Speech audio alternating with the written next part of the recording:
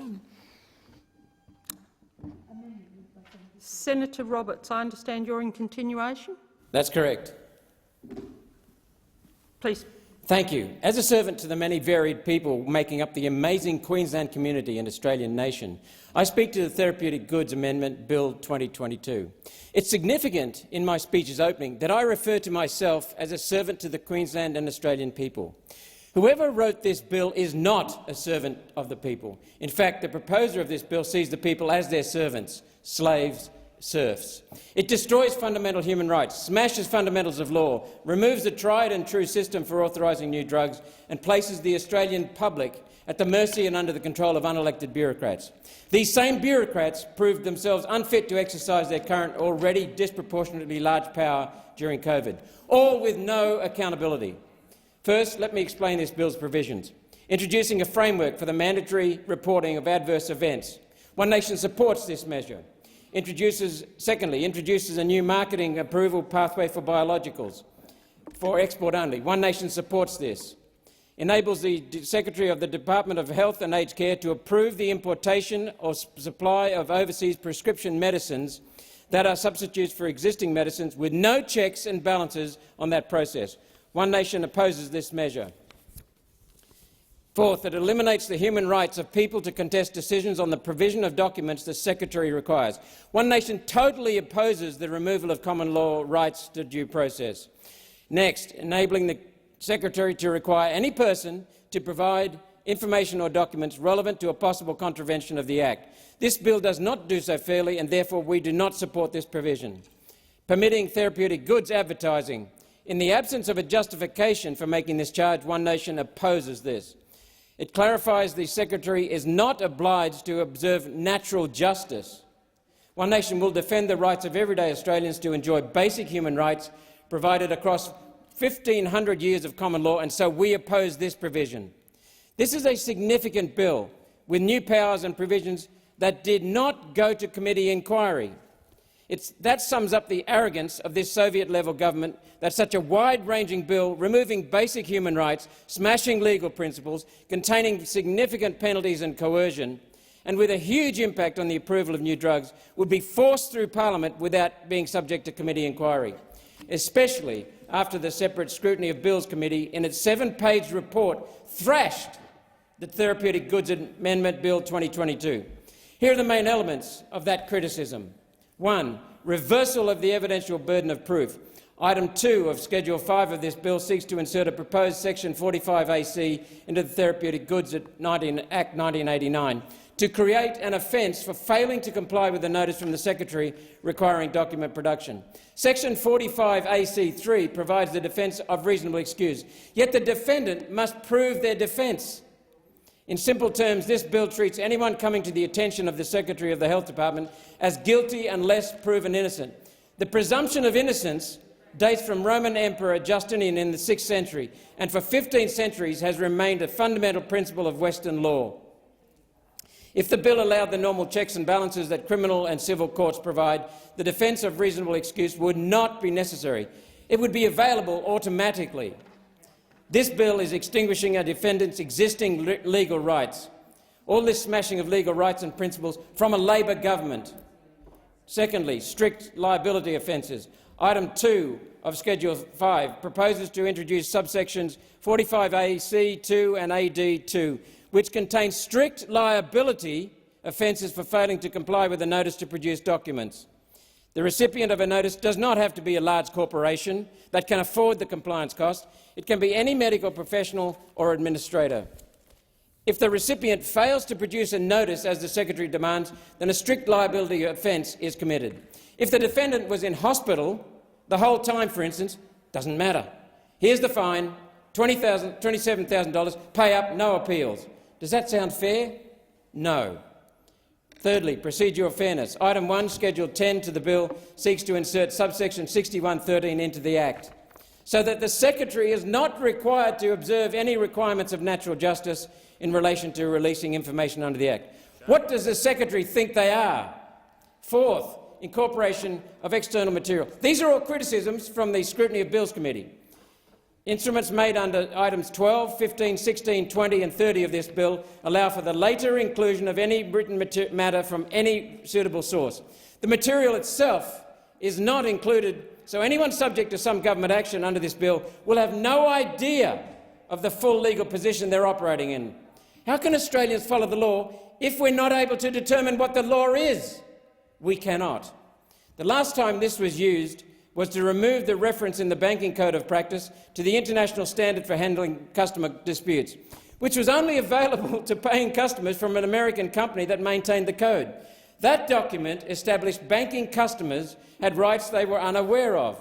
Linking to the document, instead of explicitly setting out those rights, let the banks run riot from 2003 through to the Banking Royal Commission final report in 2019. The ALP have clearly learnt nothing from history, or they have deliberately ignored history. These four criticisms alone of the bill from the Senate's Scrutiny of Bills Committee are all valid. The Soviet-style government should have addressed all before the bill came to the Senate. I urge all senators to vote this bill down, resist the attack on common law rights and restore principles of law that everyday Australians have held since Western settlement of our beautiful country.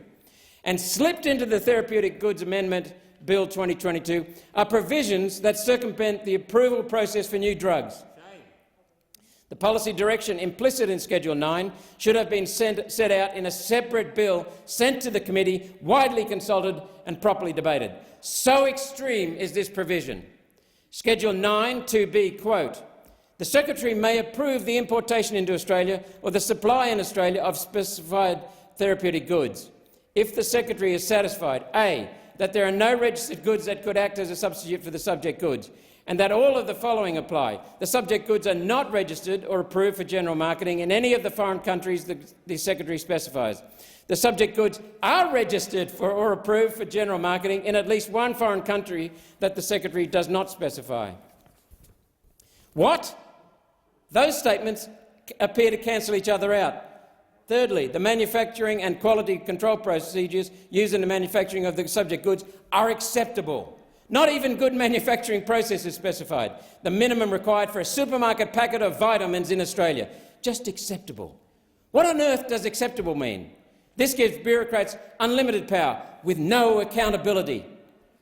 D, that the subject goods are of a kind included in Schedule 10 to the Therapeutic Goods Regulation 1990, which for clarity includes vaccines, and that the approval is necessary in the interest of public health, in the bureaucrats' opinion. So let's take a closer look at this deceit. The wording of this section is turned around. A drug can be approved if there is no drug already available that can substitute for the new drug. Isn't that any new drug? Because by definition there will be no existing drug to substitute for it. Isn't this just a backdoor to allow the Secretary to approve new drugs at their discretion, without a specified approval process?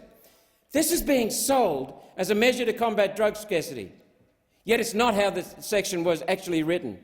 This section does not contain any of the following. There's no explicit binding limitation that this provision can only be used in the case of a drug scarcity. There's no definition around when the provisions are exercised other than a general statement about interests of public health, which of course could be anything that the bureaucrat decides on a whim. There's no sunset clause. With the wave of the Secretary's magic sceptre, even under the excuse of shortage, drugs and vaccines are approved permanently. There's no requirement for safety testing. There's no suitable requirement for manufacturing quality and consistency. Now, if powerful multinational pharmaceutical companies have the ability to get a new generation drug approved with a shiny new patent to replace a drug that's out of patent, and all they had to do was stop making the old drug to create a deliberate shortage, what do you think the drug company will do? Of course, this will be rorted, with no protections in place to stop that happening. 400 new mRNA drugs are in development. 2 mRNA manufacturing facilities are already under construction in Australia alone. What did the drug companies know last year when they started construction of these plants? This is what they knew. This was coming for them.